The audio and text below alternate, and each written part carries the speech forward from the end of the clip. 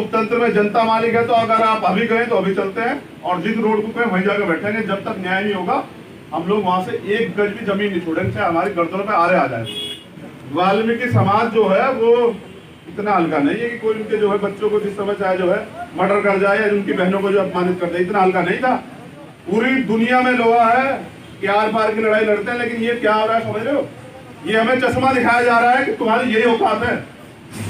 देखो मैं संविधान को मानता हूँ, वरना मेरे जूते में इतना दम है कि अच्छे अच्छे को जूते से पानी पिलाना जानता हूँ मैं, इसमें कोई दो राय नहीं है। अगर तुम में हिम्मत और जज्बा है तो इसे कहो कि जब तक तेरे साथ लड़ाई चलेगी तू आंदोलन में संघर्ष में खड़ा रहेगा न्याय के लिए, तो एक बच्चा जो है समाज का तेरे पीछे खड़ा रहेगा। आधी रात बुलाएगा तो आधी रात आएंगे, अगर पुलिस से पहले न पहुंचे। और यहाँ सीआईडी के आईबी के लोग होंगे, भाई मैं कान खोल के बता देना खट्टर साहब को, चैलेंज वैलेंज नहीं करते, जवाब देते हैं। अगर इसको हवा लगी है परिवार में किसी व्यक्ति को, और आने वाले कल में फरीदाबाद में दलित समाज किसी व्यक्ति को अगर हवा लगेगी, तो सरकार को मैं बता दूं कि मुख्यमंत्री को उसमें बंद कर देंगे। मुख्यमंत्री आवास में ये बात अच्छी तरह जान ले मुख्यमंत्री, अगर कहीं ये भरम बैठा हो तो हमारे लोगों का बनाया हुआ है, ऐसा इलाज करेंगे कि रोड पे घूमता फिरेगा। अगर अपराधियों को संरक्षण देगा तो अपराधियों का तो इलाज करेंगे, उसका भी ऐसा इलाज करेंगे कि सब लोग याद रखेंगे। तारीख तय कर लीजिए और दिन बता दीजिए, सारे काम छोड़ के आंदोलन 1 दिन चले, 10 दिन चले, 50 दिन चले, महीना चले, 2 महीने चले, साल भर चले, अगर नाक ना रगड़वाई तो हम भी वापस आपका खोलेंगे।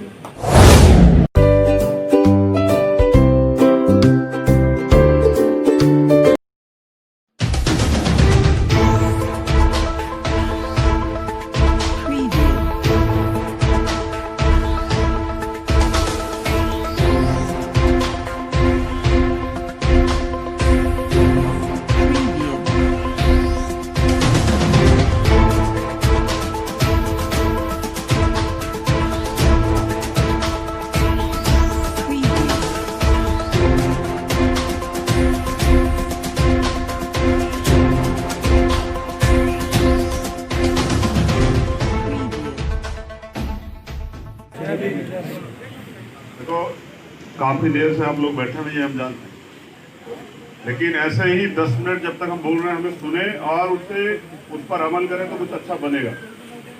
बाकी सुन के घर चले जाएंगे तो कुछ भी अच्छा नहीं बनेगा। और भीड़ होती है, इसका कोई स्वरूप नहीं होता, भीड़ बन के काम नहीं चलेगा, समझ रहे हैं? ताकतवर बनना पड़ेगा।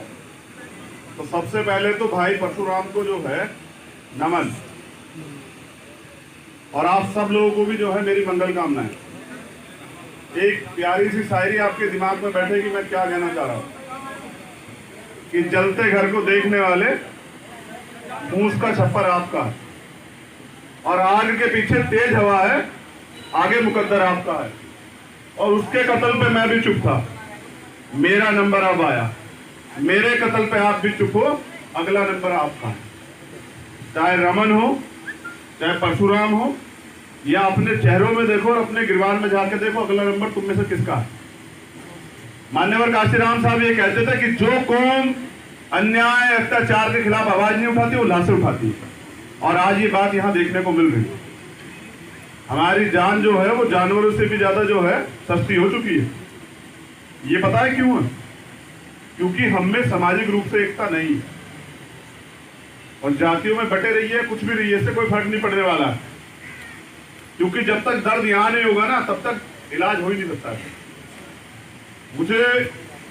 मैं जब गेट में अंदर घुसा था ना, राजनीति संगठन में वहां रखा था बात, यहां मैं अपने परिवार के बीच, और यहां मैं भाई मुझे बड़ा नेता सब चीजें बता रहे, मैं नेता वेता नहीं हूं, मैं आपका खून और मेरी ताकत भी आप सब लोग। मुझे नहीं पता कि ये जो घटना है ये कब रुकेगी, लेकिन मैं इसकी गारंटी देता हूं, अगर आप लोग आज यहां संकल्प करें कि दोबारा कोई ऐसी घटना होने नहीं देंगे, इसके लिए हम हर घर से एक बच्चा जो है समाज के नाम दान कर देंगे, समर्पित कर देंगे, तो मैं गारंटी देता हूं किसी माई के लाल में दूध नहीं कि समाज की तरफ उठा के देंगे। लेकिन समझ रहे ना, भगत सिंह चंद्रशेखर तो पैदा हो, लेकिन हो पड़ोसी के यहाँ, क्योंकि उन्हें कल बलिदान भी देना, बिना कुर्बानी के कुछ भी मिलने वाला नहीं है, बिल्कुल नहीं मिलेगा। जिस समाज ने कुर्बानी दी है, बलिदान दिया है, उसी ने ही स्वाभिमान को स्वीकार किया और उसी की जय जयकार हुई। अब आप ये देखो कब तक जो है, चाहे रमन का मामला हो, चाहे परशुराम का मामला हो, चाहे टेरना का मामला है, कहीं और का मामला हो, भाई हमें किसी के धर्म से कोई दिक्कत नहीं और हम अपने को मानना चाहते, इससे कोई तकलीफ नहीं होनी चाहिए। मैं मानता कि मुझे जो कुछ मिला वो बाबा साहब अम्बेडकर से मिला, समझ रहे हैं? तो मैं उनको मानूंगा भी, उनकी जय जयकार भी करूंगा, जय भीम भी लिखूंगा। इससे जिन लोगों को परेशानी होती है वो किसी जाति धर्म से नहीं, वो मानसिक गुलाम है। और भाई देखिए, मैं साफ तौर पे, क्योंकि मैं राजनीतिक व्यक्ति कम और सामाजिक व्यक्ति ज्यादा, आप यहाँ बैठे, परिवार के लोग यहाँ और समाज के लोग यहाँ बैठे, आप मालिक हैं। आप कहे तो आज, अब कहे तो अब, जिस दिन का आप टाइम रखें। पुलिस तो होती है सरकार के एजेंट, वो तो काम करेगी अपने हिसाब से जितना सरकार जाएगी।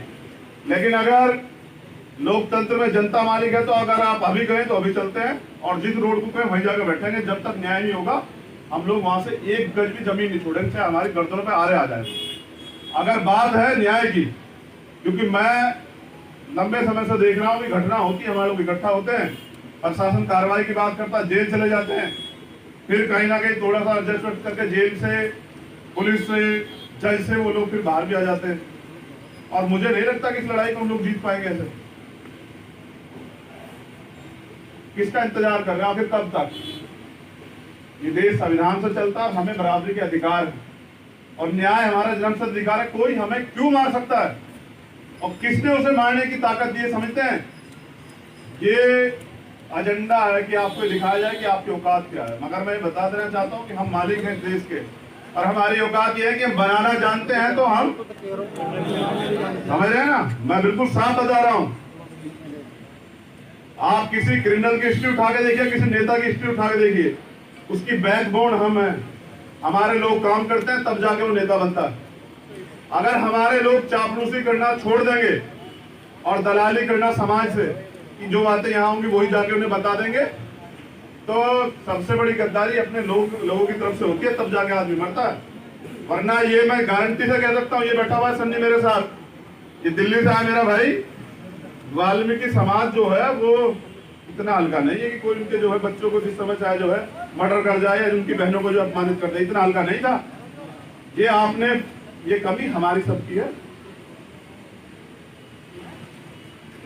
पूरी दुनिया में लोहा है कि आर पार की लड़ाई लड़ते हैं, लेकिन ये क्या हो रहा है समझ रहे हो? ये हमें चश्मा दिखाया जा रहा है कि तुम्हारी यही औकात है। देखो, मैं संविधान को मानता हूं, वरना मेरे जूते में इतना दम है कि अच्छे अच्छे को जूते से पानी पिलाना जानता हूं मैं, इसमें कोई दो राय नहीं है। लेकिन मैं अगर चुप हूं तो संविधान की वजह से, क्योंकि मैं बाबा साहब अम्बेडकर को मानता हूं। मेरा आपसे भी निवेदन है, ये लड़ाई आज खत्म नहीं होगी। आज तो आप सब लोग आ गए हैं, 10 दिन बाद ऐसा ना हो कि अकेला बैठा रह जाए, समझ रहे हैं? अगर तुम में हिम्मत और जज्बा है तो इसे कहो कि जब तक तेरे साथ लड़ाई चलेगी, तू आंदोलन में, संघर्ष में खड़ा रहेगा न्याय के लिए, तो एक बच्चा जो है समाज का तेरे पीछे खड़ा रहेगा। आधी रात बुलाएगा तो आधी रात आएंगे। अगर पुलिस से पहले न पहुंचे तो मार मर्दों वाली है, वरना तो फिर बाकी दलाल वलाल तो बहुत सारे हैं, इसमें तो कोई कहने की बात है नहीं। एक और चीज मेरी बहुत क्लियर है, देखो भाई, ये लड़ाई जो है सरकार से तो मांग रहे हैं कि सरकार मदद करे। सरकार जब करेगी करेगी, समाज के लोग इकट्ठा हैं। मेरी तरफ से परिवार की मांग नहीं, मेरी मांग है, जिसपे जो मदद हो सकती हो, यहाँ चद्दर में बिछा रहा हूँ, आप लोग मदद करें इस परिवार की, क्योंकि ये हमारा परिवार है। इसको हम लेके चलेंगे आगे, इसको हम कमजोर नहीं पड़ने देंगे, ये हमारी जिम्मेदारी है। और मैंने एहसान नहीं किया भाई, आगे मैंने एहसान नहीं किया, मेरी जिम्मेदारी है। मैं कहीं बाहर होता तो मेरी मजबूरी हो जाती। इस दिन मैं नहीं था, हिमांशु भाई और सब लोग आए थे। अब मैं कल आया, कल परसों ही मेरी बात हुई कि भाई वहां चलना है। हिमांशु ने मुझे कहा भाई वहां चलना है। मैंने कहा बाबू परसों का बना ले, कल मेरी तबीयत ठीक नहीं। देखो भाई, मैं तो आपसे बनाऊं और आप ही खाऊं और मरूंगा भी आपके बीच। लेकिन देखो, अगर मेरे होते भी हमारे लोगों का स्वाभिमान जो है वो कमजोर पड़े, उसका अपमान होता, तो ये ठीक नहीं। और भैया, राजनीति अपनी जगह है, आप जिसे मन चाहे जिसके साथ खड़े गोली करें, लेकिन समाज की लड़ाई हो तो आप लोग एकजुट रहिए। ये मेरी आप लोगों से हाथ जोड़ के निवेदन। ये घर है हमारा, ये पंचायत है हमारी, इसमें तो ये पता लगना चाहिए, अगर किसी एक व्यक्ति की तरफ उंगली उठेगी तो हम सब लोग उसके पीछे खड़े हैं। एक ये जो रात वाली बात आप लोगों ने बताई, ये कि घर गेट बजाया, सब चीजें, देखो भाई, फरीदाबाद के कौन कौन लोग हैं, पहले हाथ खड़ा करो। अच्छा एक मिनट हाथ नीचे कर लो। फरीदाबाद से भीमा आर्मी का मेंबर कौन है? भीमा आर्मी का जिम्मेदार कौन है? जिलाध्यक्ष कौन है भाई? 10 नौजवान जो हैं रोज भाई के घर के पे पहरा देंगे, रोज, समझ रहे हो? आप ड्यूटी लगा दीजिए, 10 नौजवान भाई के घर पे पहरा देंगे। और यहाँ सीआईडी के आईबी के लोग होंगे, भाई मैं कान खोल के बता देना खट्टर साहब को, चैलेंज वैलेंज नहीं करते, जवाब देते हैं। अगर इसको हवा लगी है परिवार में किसी व्यक्ति को, और आने वाले कल में फरीदाबाद में दलित समाज किसी व्यक्ति को अगर हवा लगेगी, तो सरकार को मैं बता दूं कि मुख्यमंत्री को उसमें बंद कर देंगे। मुख्यमंत्री आवास में ये बात अच्छी तरह जान ले मुख्यमंत्री। अगर कहीं ये भरम बैठा तो हमारे लोगों का बनाया हुआ है, ऐसा इलाज करेंगे कि रोड पे घूमता फिरेगा, कभी खट्टर और कुछ बिगड़ा हुआ दिमाग में घुसकी हो। ये लोकतंत्र है, हम मालिक है, हम बनाते हैं। अगर अपराधियों को संरक्षण देगा तो अपराधियों को तो इलाज करेंगे, उसका भी ऐसा इलाज करेंगे कि सब लोग याद रखेंगे। तारीख तय कर लीजिए, समाज के लोग खड़े हुए हैं, तारीख तय कर लीजिए और दिन बता दीजिए। सारे काम छोड़ के आंदोलन 1 दिन चले, 10 दिन चले, 50 दिन चले, महीना चले, 2 महीने चले, साल भर चले। अगर नाक ना रगड़वाई तो हम भी वापस आपका पूछेंगे। अगर शर्त एक है, देखो भाई शर्त एक है, समझ आ रही मेरी बात? एक शर्त है, एक बच्चा तो समाज का भाई देना पड़ेगा, हर घर से एक बच्चा तो देना पड़ेगा। देखो जाएगा ही नहीं डर, देखो यहाँ तो डर का खेल है, जिसकी लाठी उसकी भैंस है। और देखो भाई हम लोग तो बिल्कुल साफ, हम तो घर से घर परिवार छोड़ के इसलिए निकले हैं कि एक दिन सड़क पे ही जान देंगे। लेकिन मेरी राय है, देखो एक बच्चा तो समाज से देना पड़ेगा। आप तय करो किसे देना है किसे नहीं देना। अगर आपके अंदर समाज के मान सम्मान की लड़ाई लड़ने का जज्बा हो, देखो भाई दबाव नहीं है किसी ऊपर, मत दो, कोई दिक्कत नहीं। लोग अपने तमाम लोग अपनी अपनी जिंदगी जी रहे हैं, लेकिन याद रखना जब किसी का अपमान होता है वो सामाजिक अपमान होता है, सामूहिक अपमान होता है, और वो एक आईना होता है समाज के लिए, ये बताने के लिए कि आज भी तो मेरी ये हालात है। मुझसे लोग कह देते हैं कड़वी बातें नहीं कहना चाहते समाज में, लेकिन कहूंगा आज कि 2 लाख रुपए में 4 लाख रुपए में रेप के फैसले हो जाते हैं तुम्हारे लोगों में। ये बात मुझसे लोग कहते हैं, कई लोग कहते हैं, मगर मैं बता दूं कि मैं तो बहनों को पूरी छोड़ देता हूँ कि कोई अगर आप उंगली उठाए ना आपके सम्मान में तो काट लो, बाद में जो होगा देखा जाए, कोई फर्क नहीं पड़ता। मान सम्मान की लड़ाई में कोई समझौता नहीं, समझे? ये जो लोगों ने मैसेज बनाया ना कि हमारे लोग बिकने वाले लोग हैं, तो भाई मेरी राय है, देखो जब समाज के बीच में बात आ जाए ना, फिर बिकना बिकने का मतलब नहीं बनता, फिर तो खड़े हो जाओ डट के। अगर ये समाज धोखा देता तो इस पर धिक्कार है, आप मत चूकना। भाई बेटा है, सारा वकील का खर्चा जो है, भैया सुनो, क्या नाम है इनका, अशोक, ये बैठा हुआ धुर, और ये नाम है प्रधान जी। 1 रुपए से लेके 1 करोड़ रुपए तक जितना तेरा खर्च होगा वकील के उसमें, वो सब हम देंगे, ये हमारी जिम्मेदारी, ठीक है? और आधी रात भी जहां भी रहेंगे, जब तेरा मन हो जाके फोन करके बता देना।